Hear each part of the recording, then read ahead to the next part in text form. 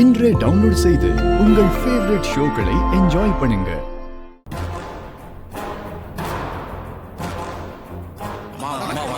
வணக்கம்.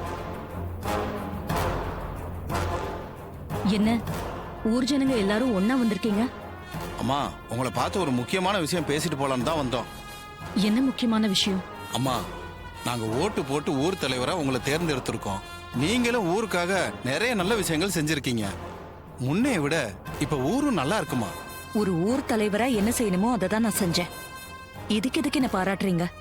இல்லைங்கம்மா, நிறைய ஊர்கள்ல பஞ்சாயத்து தலைவரா இருக்கிறவங்க கவர்மெண்ட் ஒதுக்குற நிதியில நிறைய கையாடல் பண்றாங்கம்மா.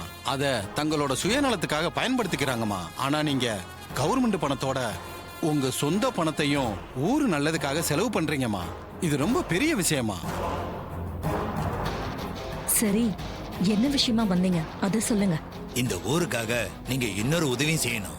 என்ன செய்யணும் சொல்லுங்க. பரமேஸ்வரியம்மா கோயில் கட்ட ஒரு இடத்த தானமா கொடுத்திருக்காங்க.